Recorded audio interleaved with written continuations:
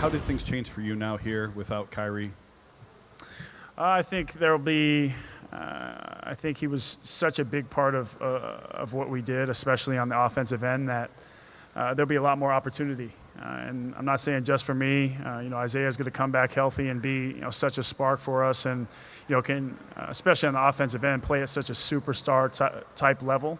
And there's a number of players on this team that we know are very hungry. Whether it's Derrick Rose, whether it's Isaiah, as I mentioned, Jeff Green, even guys that we acquired last year, and Kyle Korver. Just throughout our entire lineup that either have been there or done that before, or guys that are really looking for a second or third wind in their career, where they want to show and prove to everyone what they can do. And we feel like this is a great place for them to do it.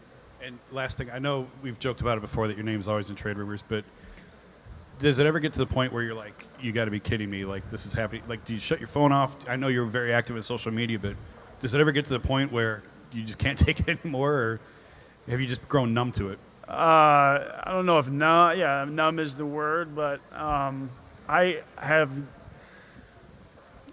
and you've been around me enough to know that and my teammates as well, I find the humor in things. Like, I think some of the things are laughable. I know this is our job, and this is our business, and this is what we do for a living. But at the end of the day, it's a business. I mean, we've seen guys on several teams and throughout the course of history of the game that maybe a coach or a GM or a certain player has sworn that either they're going to keep him, they're going to sign this player, free agency, and it totally they get a better deal. It's like the better offer theory. So for me, I really don't. I just take it with a grain of salt at this point. Know that wherever I am, I want to be here. As you guys know, it's well documented. I want to compete for a championship, but at the end of the day, I know that it's a business, and anything can happen at any given moment. So just got to keep my head down, keep working, keep my damn mouth shut, and go out there and try and perform.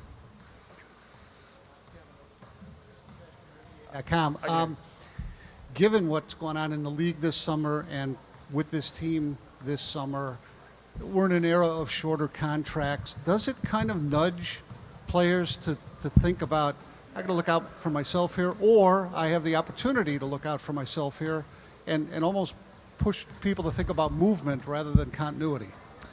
Yeah, I mean, I think it somehow, or in some ways, depends on. There's always exceptions, but where you are in your career, I guess, in some cases. But for me in particular, I looked at it like, when I decided I wanted to, really be on a contender and a championship level team, it's because I was tired of losing. Some guys are going from winning situations to, different situations where they'll have a chance to win as well. So, the parity and the continuity is maybe somewhat lost, but like I mentioned, this summer was really unprecedented. I don't know what it's going to look like going forward. I know some years will be different than others, but last offseason was wild. I mean, the numbers that were being thrown around in the cap really changed things, and this year with the different trades and so many high level top tier players getting moved, it definitely changed the way that you look at it and think about it. You have seen Derrick Rose when he's been the best in the game, and you've seen him over the last 5-6 years as he's tried to come back from injuries. Where is he at right now in your assessment, and what kind of player does he need to be to best help this team? For me, he looks great. I mean, just like, and seeing everybody and talking to everybody, figuring out where their minds are at in Santa Barbara. I mean, he's hungry, and that's what I meant, like getting a guy getting a second chance, so to speak, and a chance to compete for a championship. I think he's hungry for that. He's, continued to be vocal about wanting to win, and I think he's going to, speak that into existence. He's very, very heady. He knows what he's capable of when he's healthy, and he's healthy now. And from what I saw in Santa Barbara, he looked great. And, he's very eager to, get out there and start things tomorrow. Kev, Chris Fedor, Cleveland.com. how did you find out about the Kyrie Irving trade? Where were you, and how would you describe your emotions when you did find out? Honestly, I don't remember where I was. I believe I must have found out from probably Channing, because I mean, he's probably more on social media than anybody I've ever met in my life, so I probably heard it from him. But the second part of that was my reaction to it. Yeah. I think, it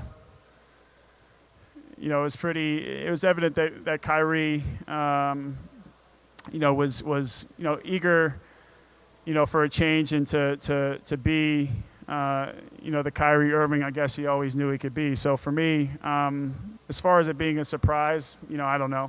But, I wouldn't say, I was too surprised, other than the fact that, we had a great friendship, a great, camaraderie. But, you never know what's going on in somebody's head.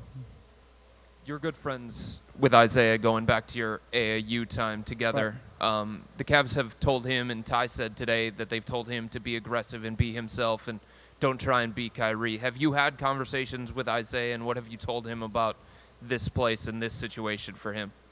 Mostly that he's just going to have a lot of fun playing the game. I think that's kind of been the conversation, or the conversations that at least I've had, and the guys that we were with and at dinner with or in passing in Santa Barbara when we were all together. I mean, I think that was the biggest thing. Even like Jose Calderon. I mean, he's like, oh, I can't believe everybody's having so much fun being together. I've never quite seen an atmosphere like this. And we said, kind of like, you haven't seen anything yet, because we do have a lot of fun.